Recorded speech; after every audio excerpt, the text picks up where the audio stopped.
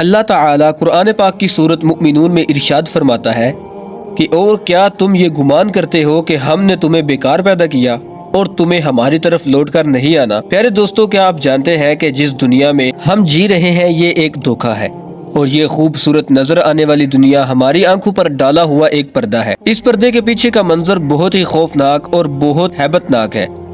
جب انسان مر جاتا ہے تو یہ پردہ اٹھا لیا جاتا ہے، تب انسان ایک ایسی دنیا کو دیکھتا ہے جو حقیقی دنیا یعنی جو حقیقی زندگی ہوتی ہے۔ اس بات میں کوئی شک نہیں ہے کہ ہر انسان کو اس خوبصورت نظر آنے والی دنیا کو چھوڑ کر حقیقی دنیا کی طرف ضرور جانا ہے۔ اس دنیا میں داخل ہونے کے بعد کبھی بھی انسان اس دنیا میں لوٹ کر نہیں آئے گا۔ پیارے دوستو، کیا آپ جانتے ہیں کہ جب انسان کی موت کا وقت قریب آ جاتا ہے تو مرنے سے 40 دن پہلے انسان کے ساتھ کیا ہوتا ہے؟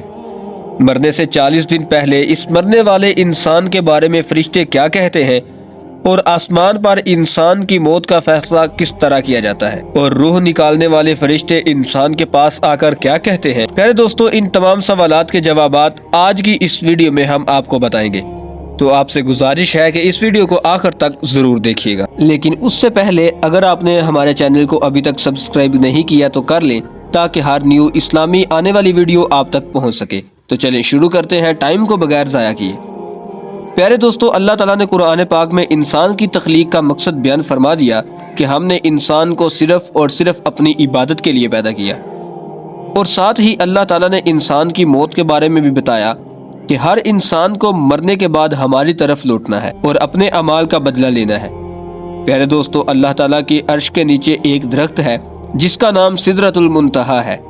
یہ درخت کتنا بڑا ہے، اس بات کا اندازہ اس سے واضح طور پر لگایا جا سکتا ہے کہ اللہ تعالیٰ نے اس کائنات کے اندر انسانوں یا انسانوں کے علاوہ جتنی بھی مخلوقات کو پیدا کیا، ان کی گنتی کے برابر تو صرف اس درخت کے پتے ہیں، اور ہر ایک پتے پر ہر انسان اور ہر جاندار کا نام تحریر ہے۔ پیارے دوستو، روایات میں آتا ہے کہ جب انسان کی موت کا وقت قریب آتا ہے تو اس سے 40 دن پہلے حضرت اسرائیل علیہ السلام کے سامنے اس درخت کا ایک پتا گر جاتا ہے، اور اس پتے پر اس مرنے والے انسان کا نام تحریر ہوتا ہے۔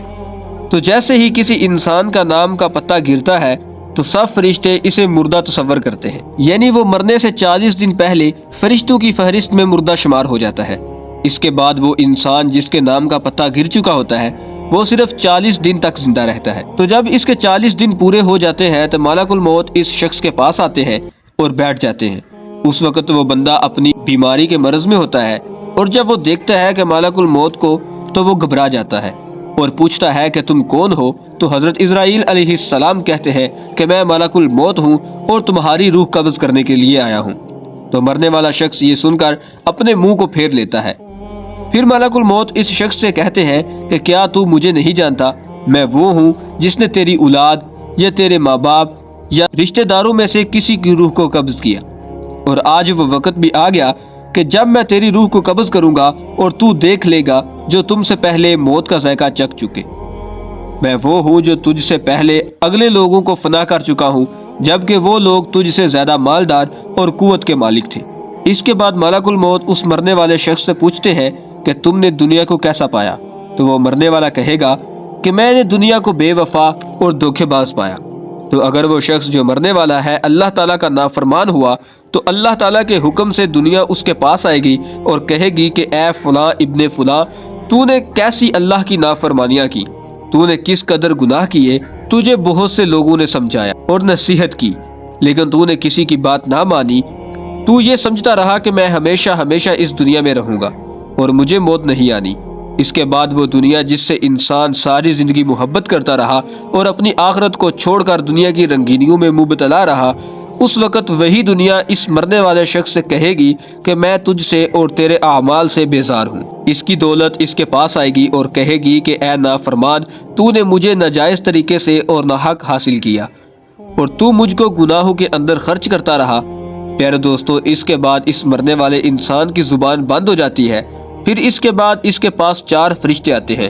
ان میں سے ایک فرشتہ کہتا ہے کہ اے اللہ کے بندے، میں تیری روزی پر موکل فرشتہ ہوں، میں پوری روئے زمین پر تیرے رزق کو تلاش کیا مگر میں نے اسے کہیں نہ پایا۔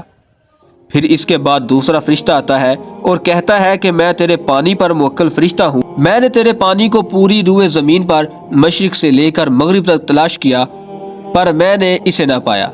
پھر اس کے بعد تیسرا فرشتہ آتا ہے اور کہتا ہے کہ میں تیری سانس پر موکل فرشتہ ہوں، میں نے پوری روئے زمین پر اسے تلاش کیا مگر نہ پایا۔ اس کے بعد چوتھا اور آخری فرشتہ آتا ہے اور کہتا ہے کہ اے اللہ کے بندے، میں تیری عمر پر موکل فرشتہ ہوں، میں نے پوری دنیا میں تیرے لیے عمر کو تلاش کیا مگر میں نے تیری عمر کا ایک بھی حصہ نہ پایا۔ اس کے بعد نامہ اعمال والے دو فرشتے آتے ہیں اور مرنے والے کو دکھاتے ہیں تو اس کی آنکھوں سے آنسو جاری ہو جاتے ہیں، تو پھر اس کے بعد ملک الموت اللہ تعالیٰ کے حکم سے اس کی روح کو قبض کر لیتے ہیں، اور اس طرح وہ شخص اس دھوکے کی دنیا کو اپنا سب کچھ سمجھتا رہا، اسے چھوڑ کر اپنی حقیقی زندگی کی طرف چل پڑتا ہے، اور اگر وہ نیک ہو تو اس کی قبر کو جنت کے باغوں میں سے ایک باغ بنا دیا جاتا ہے، اور اگر وہ بدکار ہو تو اس کی قبر کو جہنم کے گھڑوں میں سے ایک گھڑا بنا دیا جاتا ہے۔ دوستو، آخر میں اللہ تعالیٰ سے دعا ہے کہ وہ ہمیں ہمیشہ صراط مستقیم پر چلنا نصیب کرے اور ہمارا خاتمہ ایمان پر کرے، آمین۔ تو دوستو، آئی ہوپ کہ آپ کو یہ ویڈیو ضرور پسند آئی ہوگی، تو اگر آپ اسی طرح کی اسلامی ویڈیو دیکھنا اور سننا پسند کرتے ہیں تو چینل کو سبسکرائب کریں۔ Thanks for watching this video. اب ہم ملتے ہیں اسی طرح کی نیو انٹرسٹنگ ویڈیو میں، تب تک کے لیے اپنا بہت سا خیال رکھیے گا۔ اللہ حافظ۔